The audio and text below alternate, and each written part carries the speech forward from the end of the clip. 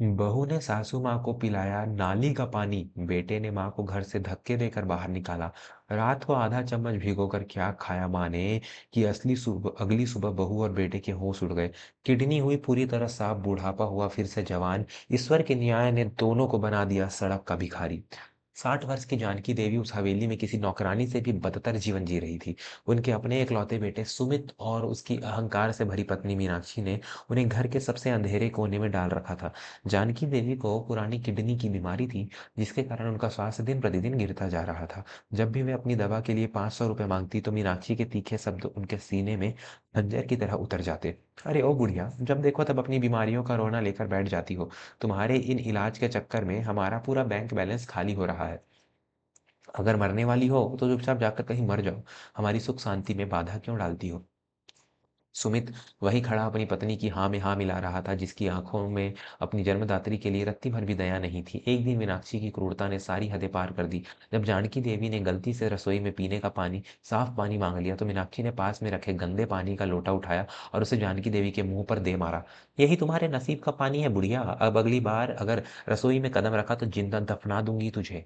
उस रात जानकी देवी का कलेजा फट गया। उन्होंने सुमित से कहा कि वह उन्हें मंदिर ले जाए, लेकिन सुमित ने उन्हें धक्का देकर घर की चौखट से बाहर कर दिया। उस सर्द रात में वे सड़क के किनारे एक पुराने नीम के पेड़ के नीचे गिर गई। तभी वहां से गुजर रहे एक वैद्य जी ने उनकी दयनीय अवस्था देखी। उन्होंने जानकी देवी को सहारा दिया और उनके हाथ में एक छोटी सी पुड़िया थमा दी। माता, ये गोखरू के बीज है, रात को आधा चम्मच भिगोकर सुबह इनका पानी पी लेना। तेरी ये किडनी की समस्या, ये बदबूदार पेशाब और शरीर का सारा जहर जड़ से खत्म हो जाएगा।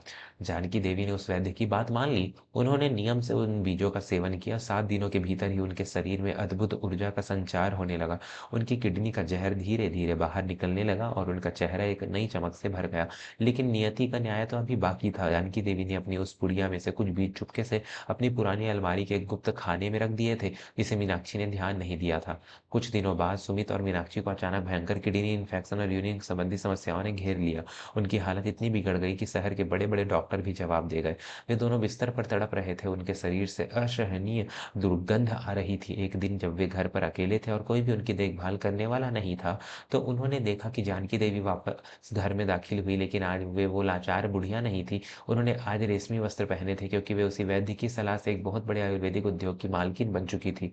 उनकी किडनी की समस्या पूरी तरह ठीक हो चुकी थी और उन्होंने उस गुप्त बीज से एक ऐसी औषधि तैयार की थी जिसे पूरी दुनिया में सराहा गया। मीनाक्षी और सुमित ने जब अपनी माँ को शाही ठाठ में देखा तो वे पैरों पर गिर पड़े। माँ, हमें माफ कर दीजिए, हम मर रहे हैं। हमें वो औषधि दे दीजिए जिससे आप ठीक हुई हैं। हमें बचा लीजिए माँ। जानकी देवी ने उन दोनों की तरफ देखा। उनके चेहरे पर कोई क्रोध नहीं था, लेकिन एक अजीब सी शांति थी। उन्होंने एक गिलास में पानी लिया और उसमें वे बीज डाल दिए। तुमने मुझे उस दिन नाली का पानी पिलाया था, याद है? आज मैं तुम्हें जीवन दे रही हूँ, लेकिन याद रखना, यह औषधि शरीर का जहर तो साफ कर सकती है, पर तुम्हारे मन के जहर को केवल तुम्हारी गरीबी ही साफ कर पाएगी। अगले ही पल जानकी देवी ने अपने कानूनी सलाहकारों को बुलाया और उस हवेली के सारे कागजात उनके हवाले कर दिए। उन्होंने कानूनी रूप से सुमित और मीनाक्षी को उस संपत्ति से बेदखल कर दिया। जैसे ही उन दोनों का शरीर उस औषधि से थोड़ा स्वस्थ हुआ, उन्हें उसी क्षण घर से बाहर निकाल दिया गया।